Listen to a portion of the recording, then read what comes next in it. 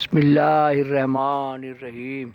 اللہم صلی علی سیدنا و مولانا محمد النبی الامی وآلہ و صحابہ بارک وسلم صلاۃ و سلاما علیک یا رسول اللہ۔ میں سید نعیم الدین سدا بہار اسلام سے مخاطب ہوں۔ میں نے پہلے اس میں ڈالا ہوا ہے کہ آدم علیہ السلام کے قبر کے بارے میں۔ اب میں آگے بتا رہا ہوں کہ جو دنیا میں قبریں ہیں آدم سب ان کی غائبانہ قبریں ہیں، بڑوں کے غائبانہ قبر بنائے جاتے ہیں۔ یہ جتنا حسین حضرت السلام کا غائبانہ قبر ہے یہ سب حق ہے، جائز ہے۔ اور میرا پیر صاحب بھی بولے تھے کہ بڑوں کا غائبانہ قبر بنتا ہے، تو جہاں جہاں آدم السلام قبر بتایا، آدم السلام تو کعبے کے اندر ہی دفن ہے، حتیم میں اسماعیل علیہ السلام ہے، حضرت حاجرہ علیہ السلام ہے، اور بہت ان کے اولاد لوگ ہیں۔ تو پورا تفصیل میں نے بتایا ہے کہ خانہ کعبہ کیسے تعمیر ہوا، طواف کیسے شروع ہوا، آدم علیہ السلام کہاں دفن ہیں۔ تو جب آدم علیہ السلام کے اولاد لوگوں نے چاہا کہ باپ کے جسم کو چرا لیں، اور ان لوگوں نے چرانے کی کوشش کی، تو ان کے بیٹوں نے بڑا بڑا پتھر گاڑا، کیا ہے کہ سبھی لوگ جانتے ہیں آپ صلی اللہ علیہ وسلم کے جسم کو بھی چرانے کی کوشش کیا تھا۔ تو نور الدین زنگی نے چاروں طرف شیشے کی دیوار پلا دیا۔ شیشہ ہوتا ہے، دیکھا ہوگا، جو پائپ لائن وغیرہ کا جوائنٹ میں شیشہ ڈالا جاتا ہے، یہ والا شیشہ مت سمجھیے گا جو شیشہ جو کانچ شیشہ، وہ شیشہ دوسرا ہے جس سے پائپ لائن وغیرہ کا جوائنٹ بنایا جاتا ہے، وہ شیشہ ہے رانگا۔ تو شیشے کی دیوار پلا دیا نور الدین زنگی نے، اور آپ صلی اللہ علیہ وسلم کے قبر مبارک کو سیف کیا اور مجوسی لوگوں کو پکڑ لیا۔ اسی طریقے سے آدم علیہ السلام کے بیٹوں نے اپنے باپ کے قبر کے چاروں طرف بڑے بڑے پتھر گاڑ دیے تاکہ ان کے بیٹے چرا کے نہیں لے جا سکے۔ اسی طریقے سے پھر جو لڑکے وہاں آئے اور جب باپ کی قبر ان کو نہیں ملا، نہیں لے جا سکے، تو لوگ جہاں جہاں گئے تھے وہاں جا کے ان لوگوں کی غائبانہ قبر بنایا، اور چونکہ یہ بڑوں کا طریقہ ہو گیا اسی لیے روا ہے۔ اب تھے کیا نام ہے، آدم علیہ السلام کو جدہ میں اتارا، سری لنکا میں اتارا، اور حوا علیہ السلام کو جدہ میں اتارا۔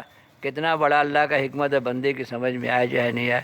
اور ان کے لڑکے جو عراق وغیرہ میں تھے انہوں نے اپنے اپنے جگہ پر جا کے جہاں لمبی لمبی قبریں تھیں آدم السلام کا قبر ڈکلیئر کر دیا، اس سے کوئی فرق نہیں پڑا۔ اناوالہ بابا کا یہ مزار ہے، پریل میں بھی ایک بابا کا مزار ہے جن کا اصل مزار گجرات میں ہے۔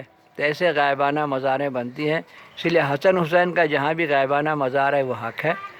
اللہم صلی علی سیدنا و مولانا محمد النبی الامی وآلہ و صحابہ بارک وسلم صلاۃ و سلاما علیہ۔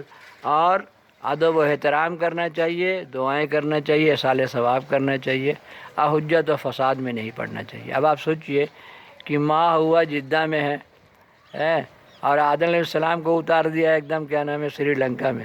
اس کا کیا سب اللہ کا حکمت ہے، بندے کی سمجھ میں آئے چاہے نہیں آئے۔ اگر دونوں کو ایک ساتھ اتارا جاتا تو آدم علیہ السلام مار مار کے حوا علیہ السلام کو مرا دیتے کہ تمہارے وجہ سے میرا اللہ تعالیٰ چھوٹ گیا۔ کیونکہ جب اسرائیل علیہ السلام روح قبض کرنے کے لیے آئے تو جب پہچانتی تھی جنت میں رہی تھی علیہ السلام کو، بولے مت جائیے جی مت جائیے، رہو تم اپنا بیٹا لوگ کو لے کے، میں جا رہا ہوں اپنا اللہ کے پاس، تمہاری وجہ سے میرا اللہ چھوٹا ہے۔ اسی لیے آپ صلی اللہ علیہ وسلم نے بار بار ماں کا ادب و احترام کرنے کے لیے کہا ہے، کیونکہ ماں ہی بیچاری بچوں کو لے کے سمیٹتی ہے۔